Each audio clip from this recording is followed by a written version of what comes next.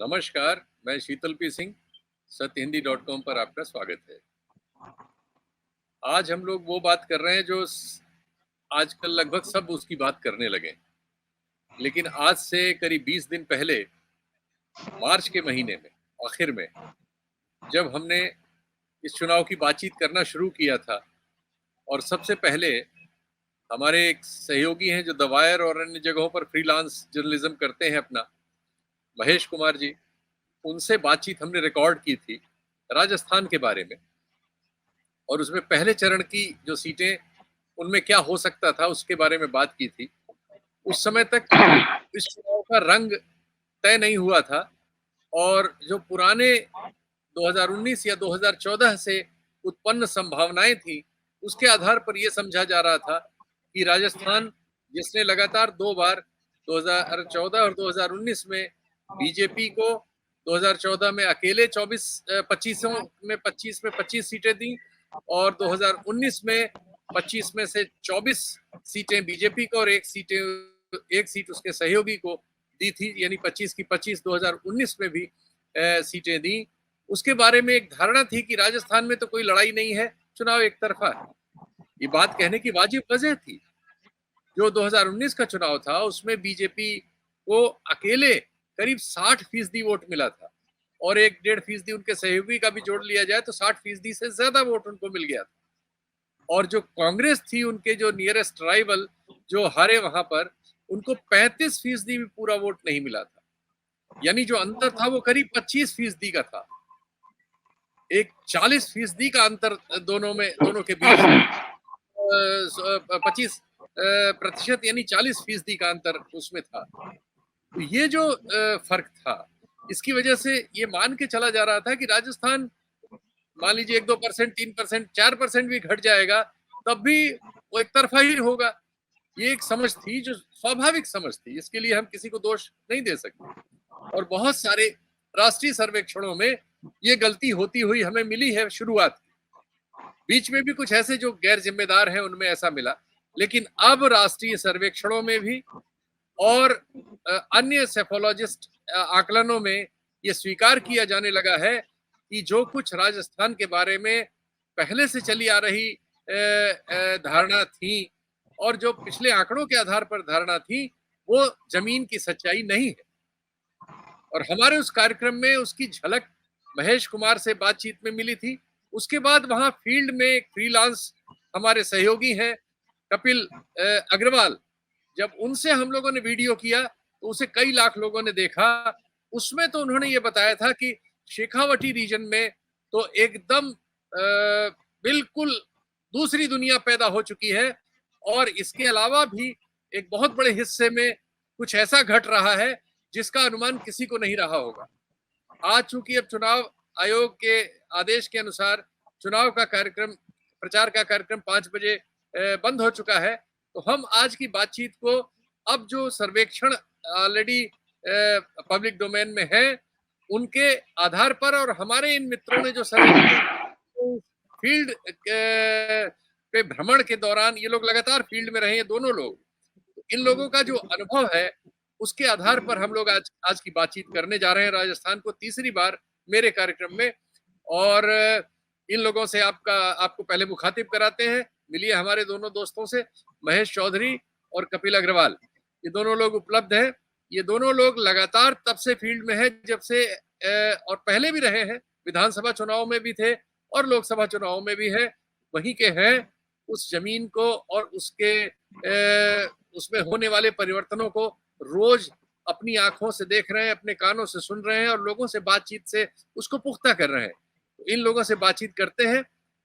मजेदार बात यह है कि ये जो राजस्थान के बारे में विश्वास था, ये सिर्फ सर्वेक्षणकर्ताओं के ही उनमें नहीं था या राजनीतिक विशेषज्ञों के, भारतीय जनता पार्टी में भी था ये आत्मविश्वास वहां को लेकर। प्रधानमंत्री जो तमिलनाडु में अनेक बार गए हैं, जो बंगाल की लगभग हर सीट पर जा रहे हैं, जो बिहार की पहले चरण की 4 सीटों में से 3 सीटों में गए हैं, वो राजस्थान, शायद अभी बात हो रही थी मेरी कार्यक्रम से पहले, शायद अब तक 2 बार आए हैं। 12 सीटों पर पहले चरण का चुनाव है और प्रधानमंत्री 2 ही बार आए। वहां उनके अमित शाह जी ज्यादा दौरे कर रहे हैं, अन्य नेता दौरे कर रहे हैं, राजनाथ सिंह वगैरह, लेकिन प्रधानमंत्री 2 ही बार आए। क्योंकि उनके अपने आकलन में भी रहा होगा कि राजस्थान में तो क्या लड़ाई है, क्योंकि गैप इतना ज्यादा रहा। पिछले चुनाव के आंकड़ों का गैप इतना ज्यादा था। हालांकि विधानसभा में उस गैप को कांग्रेस ने बहुत हद तक भर लिया था और लड़ाई 1-2%, 2.5% की रह गई थी दोनों ग्रुप्स के बीच। तो इस लिहाज से उसमें परिवर्तन हुआ था, लेकिन लोग ये मानते हैं कि विधानसभा के चुनाव अलग होते हैं और लोकसभा के चुनाव में मोदी जी की जो लोकप्रियता है उससे जो आधार बनता है वो औसतन 10% की वृद्धि विधानसभा के चुनाव से बीजेपी के मत प्रतिशत में कर देता है। तो उन्हें लगता था कि जो 42-43% का आंकड़ा विधानसभा में है वो किसी भी हाल में 54-55% तक तो जाएगा ही जाएगा। यानी 2014 में जो उनको मत प्रतिशत मिला था, उनको उम्मीद थी कि वो तो उनके पास है ही है।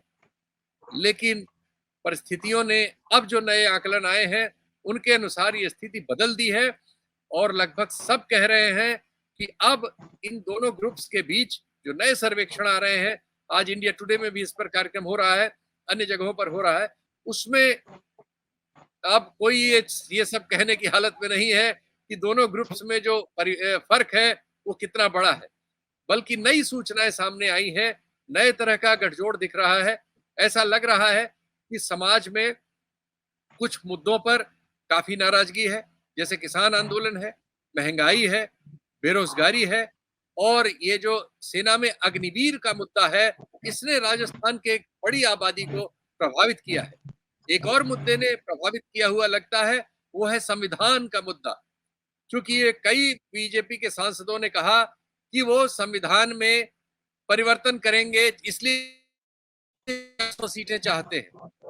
और ये बात जो है एक समाज का बहुत बड़ा हिस्सा है जो संविधान को अपने धार्मिक ग्रंथ से भी ज्यादा गंभीर अपना हितैषी मानता है। यानी इस देश की दलित और आदिवासी आबादी में इस संविधान को लेके एक बहुत पवित्र सी धारणा है और इसलिए आज अभी वो वीडियो चल रहा है जिसमें आप देख रहे हैं कि किरोड़ी लाल मीणा साहब सफाई दे रहे हैं और अपने लोगों को डांट भी रहे हैं और दौसा की एक आध जगह से वो नाराज होके भी चले गए और उनको लगाया है बीजेपी ने। खुद प्रधानमंत्री ने बिहार में भाषण देते हुए कहा है कि वो संविधान में परिवर्तन की जो बात है ये गलत है। उन्होंने तो यहाँ तक कहा है कि खुद अंबेडकर साहब भी हो तो अब इस संविधान को नहीं बदल सकते, इस तरह की बात कहने की कोशिश की है। तो डैमेज कंट्रोल की कोशिश हुई है, लेकिन जैसा हमारे मित्रों ने इसके पहले के कार्यक्रमों में बताया कि संभवतः डैमेज हो चुका है। अब वो कितना और किस लेवल पे प्रभावी है, आज की बातचीत का आधार हमारे मित्रों के साथ यही है। तो चूंकि महेश चौधरी जी से पहले बात हुई थी, शुरुआत उन्हीं से कर लेते हैं। महेश जी, इस समय आप कहाँ हैं और हमारी पिछली बातचीत से और इस बातचीत के बीच आपके अपने अनुभव में क्या-क्या बदलाव आया है? जी नमस्कार शीतल जी, धन्यवाद हमें फिर से कार्यक्रम में जोड़ने के लिए। अभी मैं जयपुर और सीकर के बीच में एक जगह है पलसाना। पलसाना सीकर लोकसभा क्षेत्र में आता है और यहाँ के जो इंडिया अलायंस के कैंडिडेट है अमराराम, उनका आज एक सभा था चोमू में, जहाँ पर योगेंद्र यादव और प्रशांत भूषण और भी अन्य नेताओं ने वहां पर संबोधित किया। अशोक गहलोत भी थे, गोविंद सिंह डोटासरा भी थे। तो अभी मैं ऑन द वे ही हूँ और रोड साइड पे बैठ के आपसे बातचीत कर रहा हूँ। तो पिछले ही जो हमारी बातचीत हुई थी उसमें मेरा जो आकलन था उसमें दो चीजों का परिवर्तन मैं मानता हूँ। एक तो भरतपुर सीट के ऊपर एक सिग्निफिकेंट चेंज सामने आया है।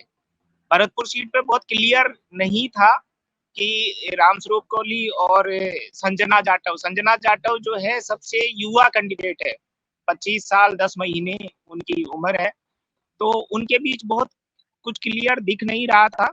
लेकिन इस दौरान वहां पर जो, क्योंकि भरतपुर और धौलपुर में जाटों को ओबीसी आरक्षण नहीं है और वहां के राज परिवार से विश्वेंद्र सिंह आते हैं, तो विश्वेंद्र सिंह का एक बड़ा प्रभाव भरतपुर सीट पर है।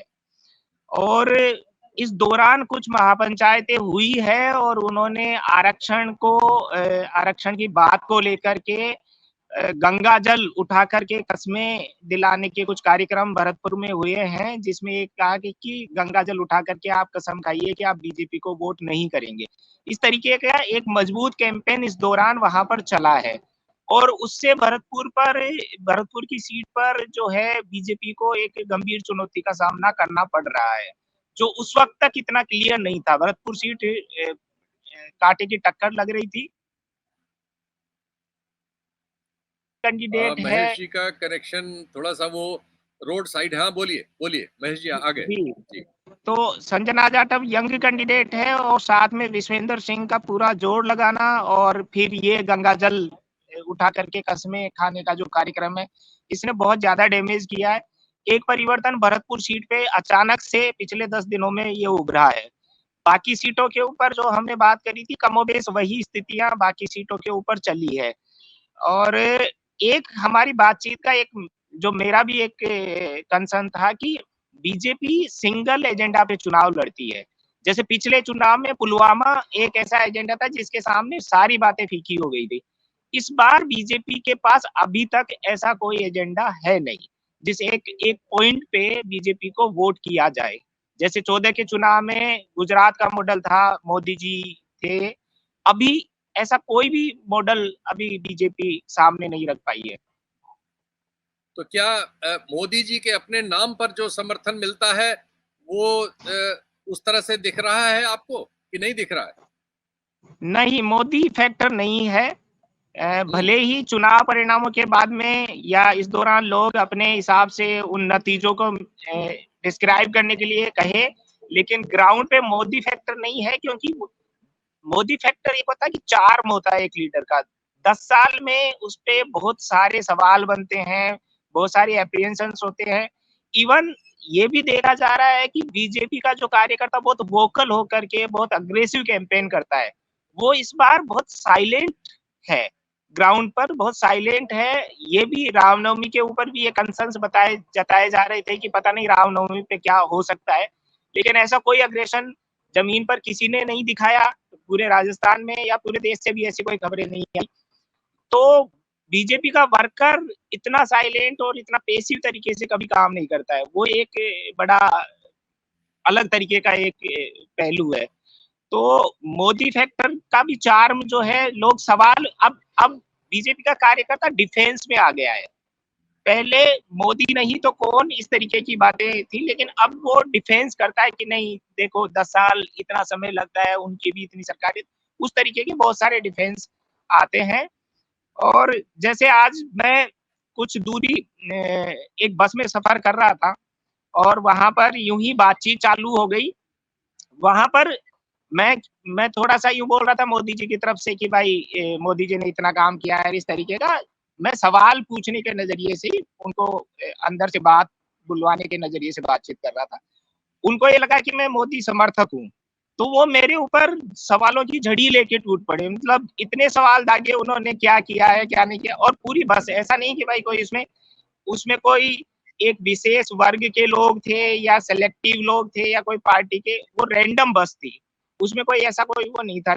इस तरीके का माहौल पहले नहीं देखने को मिला। तो तो क्या मोदी फैक्टर राम मंदिर का सवाल बिल्कुल नहीं है चर्चा में? जी, जब बीजेपी का वर्कर या बीजेपी का सपोर्टर बात करता है तो वो मोदी के नाम पे वोट मांगता है, लेकिन आम वोटर जो है मोदी के नाम पे वोट की बात नहीं कर रहा है। अगर आप ये बात करते हैं आम आम वोटर से कि मोदी के नाम पे, मोदी जी के नाम पे वोट, तो वो ये बोलता है नहीं, मोदी जी के नाम पे वोट की बात नहीं है। कैंडिडेट मुद्दों के ऊपर जो सपोर्ट भी कर रहा है, बीजेपी को वोट भी दे रहा है, या जो बीजेपी को वोट नहीं भी दे रहा है, उन दोनों का ही ये सेंटर पॉइंट मोदी नहीं है। अच्छा, मुझे पिछले कार्यक्रम में कपिल जी ने एक सामाजिक आधार पे जो परिवर्तन हो रहा है उसके बारे में बताया था। उनके अनुसार, और ऐसा दूसरे सर्वेक्षणों में भी मेरे पास आया है कि दलित जातियों में कांग्रेस के प्रति ज्यादा रुझान उनको मिला, जाट समाज में रुझान ज्यादा मिला, और माइनॉरिटी में तो वो मानते हैं कि ऐसा होता ही है। ये इन्होंने 2 वर्ग बताए थे जिसमें उन्हें ज़्यादा रुझान मिल रहा था। और जो एक सैनी समाज है वहाँ, उसके बारे में आज एक सर्वेक्षण में मैंने देखा, एक सेफोलॉजिस्ट है, उन्होंने बताया कि उसमें बीजेपी को थोड़ी-सी एज है, थोड़ी-सी, लेकिन गैप बहुत ज़्यादा नहीं है दोनों के बीच। कांग्रेस भी वहाँ है। और जो समाज माने जा रहे थे बीजेपी के साथ है, जैसे गुर्जर और अन्य, उनमें भी जो फासला है अब ज़्यादा नहीं है। दोनों पक्षों को वोट मिल रहा है और ऐसा उस सर्वेक्षण में आ रहा था। आपकी इस बारे में क्या राय है? देखिए, जो एससी समुदाय है, जिसको दलित समुदाय बोलते हैं बोलचाल में, वो हो चाहे माइनॉरिटी मुस्लिम समुदाय हो, चाहे जाट समुदाय हो राजस्थान में, ये ट्रेडिशनली कांग्रेस का वोटर रहा है।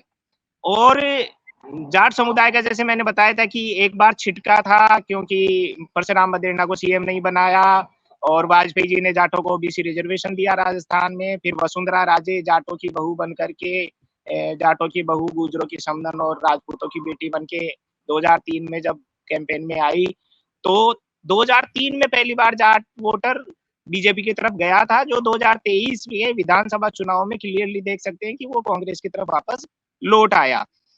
शेखावाटी रीजन के जो नतीजे हैं या जाट बहुल जहां पर सीटें, उनके नतीजे कांग्रेस के फेवर में थे। तो जो जाट वोट गया था वो वापस लौट आया। दूसरा, दलित समुदाय की बात जो हो रही है उसमें जो संविधान का सवाल है, संविधान के सवाल को अन्य समुदाय जिस तरीके से लेते हैं और दलित समुदाय संविधान के सवाल को जिस तरीके से लेता है, उसमें एक डिफरेंस है, सिग्निफिकेंट डिफरेंस है। देखिए, सवर्ण समुदाय हो चाहे जाट समुदाय हो या ओबीसीज के जो वो है, उनको ये लगता है कि वो सामाजिक आर्थिक परिस्थितियां राजनीतिक परिस्थितियां उनकी ऐसी है कि वो खुद से लड़ते हैं, खुद से सरवाइव कर रहे हैं। लेकिन दलित समुदाय का ये मानना है कि ये संविधान बाबा साहब का बनाया हुआ संविधान ही उनके लिए मूल है, जिसके जिसके दम पर वो सरवाइव कर सकते हैं। और अगर इसके ऊपर कोई खतरा आ रहा है तो उनको ये निजी खतरा महसूस होता है। तो जो जो हिंदुत्व का सेपरेटाइजेशन का एक जो प्रभाव पड़ा था दलित समुदाय के ऊपर, उसको जब ये समझ में ला रहे हैं लोग, या ये एक कॉमन अंडरस्टैंडिंग बन रही है कि संविधान पे खतरा है, संविधान बदला जा सकता है, तो वहां पर फिर दलित समुदाय, और ट्रेडिशनली राजस्थान में दलित समुदाय बीजेपी का, ये कांग्रेस का वोटर रहा है। रही बात सैनी समुदाय की, सैनी समुदाय में सेपरेटाइजेशन ज्यादा है, बीजेपी का वोटर ज्यादा रहा है सैनी समुदाय, लेकिन उसमें भी अशोक गहलोत साहब की वजह से और कुछ अन्य लीडर्स की वजह से एक कांग्रेस की तरफ एक रुझान है। गुर्जर समुदाय, सचिन पायलट इस चुनाव में पूरी तरह से सक्रिय होकर लड़ रहे हैं। उनके लोगों को उनके कहने पर टिकट दिए गए हैं, जहां पे वो पूरी जान भी झोंक रहे हैं। तो विधानसभा चुनाव और इस चुनाव में एक परिवर्तन ये भी है कि गुर्जर समुदाय का काफी वोट जो विधानसभा चुनाव में नहीं मिला है कांग्रेस को, लोकसभा चुनाव में मिलने जा रहा है। जयपुर ग्रामीण जैसी सीट है जहां पर सचिन पायलट खुद अपना पर्सनल इंटरेस्ट लेकर के लड़ रहे हैं, जा रहे हैं। झुंझुनू में गुर्जर समुदाय काफी है, टोंक सवाई माधोपुर में गुर्जर समुदाय है, दौसा में गुर्जर समुदाय है, और इन सारी जगहों पे सचिन पायलट पर्सनल इंटरेस्ट लेकर के चुनाव में जा रहे हैं। कपिल भाई, आप अपना माइक ऑन कर लीजिए, आपका माइक ऑफ है। अब आपसे बात करते हैं। हाँ हाँ, नमस्कार सर। आप और नमस्कार।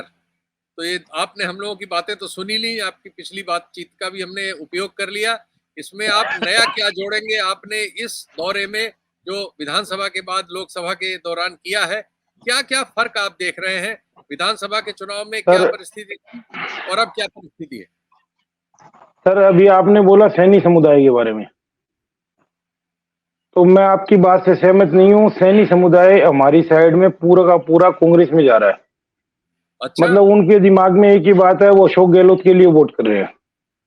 अच्छा, हमारी सीट इसी अशोक गहलोत को लोग पसंद कर रहे हैं, उनके हट जाने से लोग दुखी हैं, इसका मतलब?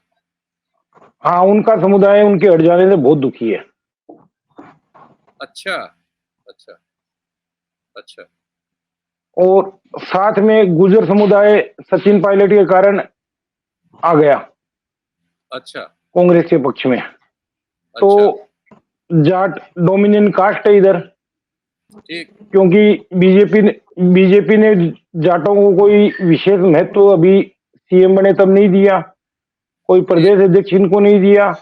22% जाति राजस्थान में जाट समुदाय की आती है, इनको ठीक। कोई भी बड़ा पद नहीं दिया और कोई ठीक। बड़ा वो नहीं दिया। इस कारण जाट समुदाय बीजेपी से हमें नाराज लगता है। अच्छा। एक बात तो ये हो गई। अब साथ ठीक। में सैनी समुदाय आ रहा है, जगह जगह गहलोत जी की मीटिंगें हो रही है, तो जहां गहलोत जी की मीटिंगें हो जाती है वहीं सैनी समुदाय पूरा इकट्ठा हो जाता है। अच्छा। कल हमारे उदयपुर वाटी में सैनी समुदाय को साधने के लिए बीजेपी ने हरियाणा के मुख्यमंत्री को बुलाया था। जी। तो मेरे को लगता नहीं है कि सैनी समुदाय बीजेपी के पक्ष में ज्यादा जाने की उम्मीद है। अच्छा।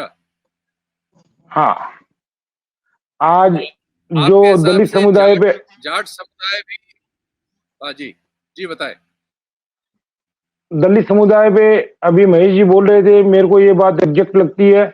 आज मैं 85 साल के बुजुर्ग से मिला था सर्वे के दौरान, तो ठीक। मतलब उनके मुंह से जो भाषा बीजेपी के लिए निकल रही थी ना, वो सोचने योग्य है। अच्छा। अच्छा। हाँ, स्थिति दलित समुदाय में इतनी खराब है जिसकी कोई अपन परिकाष्ठा नहीं कर सकते। अच्छा।